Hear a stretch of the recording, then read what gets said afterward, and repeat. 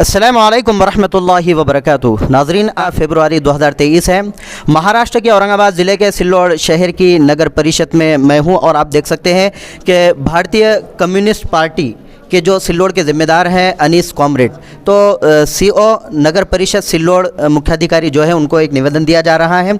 उस निवेदन के बारे में हम जानकारी लेते हैं सैयद अनीस से ही कि निवेदन में जो चीज़ें लिखी गई है जिसका आप डिमांड कर रहे हैं वो ज़रा तफसीली बता दीजिए। आज भारतीय कम्युनिस्ट पार्टी की तरफ से अवाना रोड पे जो हज़रत टीपू सुल्तान फ्रीडम फाइटर टीपू सुल्तान के नाम से एक चौक है, उस चौक की आज अवस्था जो तो बहुत ही ख़राब हुई है, हालत बहुत ही ख़राब हुई है। और उस चौक का जो तो नगर परिषद ने सुशोभीकरण करना चाहिए और वहाँ पर जो अवाना रोड है, वो अवाना रोड पे हज़रत टीपू सुल्तान के नाम से वहाँ पे एक बड़ा प्रवेश द्वार हो। इस तरह की मांगनी जो है तो हमने इसके पहले शिव साहब के पास की थी। वो 15/3/2022 को हमने ये मांगनी शिव साहब को की थी और शिव साहब ने हमारी मांगनी का हमारा जो निवेदन था वो नगराध्यक्ष मैडम की टेबल पर रखा था और हमें एक ऐसी कॉपी दी गई थी शिव साहब की तरफ से कि हम आपकी जो मांगनी का आपके मांगनी का जो निवेदन है हमने मैडम का नगराध्यक्ष मैडम के लिए टेबल पर रखा है मान्यता के लिए। तो आज हमने नगर परिषद को स्मरण हो कि हज़रत टीपू सुल्तान के एक देश के लिए उनका एक बहुत बड़ा उनका योगदान रहा है। वो एक फ्रीडम फाइटर थे, तो ऐसे महापुरुष का चौक जो तो सिल्लोड शहर में है, लेकिन उसकी तरफ नगर परिषद का जो है तो पिछले अनेक सालों से ध्यान नहीं है।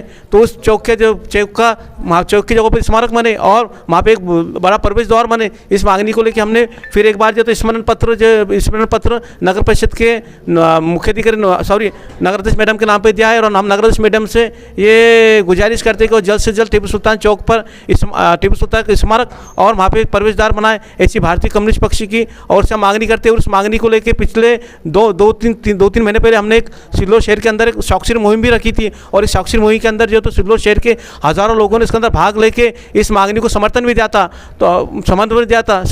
और आने वाले समय में अगर नगर परिषद हमारी इस मांगनी की तरफ दुर्लक्ष्य करती है, ध्यान नहीं देती है, तो आने वाले समय में हम जो है जोरदार तरीके से बड़े तरीके से जो तो आंदोलन यहाँ पे करेंगे। नाज़रीन, अब हम जानते हैं सिल्लोड नगर परिषद के सीओ मुख्याधिकारी की ज़ुबानी के सर जिस तरह से इनका कहना है सैयद अनीस का कि कुछ महीने पहले उन्होंने एक निवेदन दिया था और हज़रत शहीद टीपू सुल्तान रहमतुल्लाह अलैह ये पूरे मुल्क के लिए एक अजीम शख्सियत है, तो क्या इनका वहाँ पर बड़ा स्टैचू बनाया जाए या प्रवेश द्वार बनाया जाए तो इससे सिल्लोड की शान बढ़ेंगी या फिर सिल्लोड की शान में कमी आएगी? इसके ताल्लुक से आप क्या कहना चाहिए? नहीं, इन्होंने जो स्मरण पत्र दिया है माननीय प्रेसिडेंट मैडम सिल्लोड नगर परिषद के अध्यक्ष मैडम की तरफ ये वर्ग किया जाएगा और उनसे ये इसकी पूरी मालूमात ये आया हुआ ये कार्यवाही के लिए आगे दिया जाएगा। अच्छा, इससे पहले कुछ महीनों पहले दिया गया था तो उस पर क्या कार्रवाई हुई?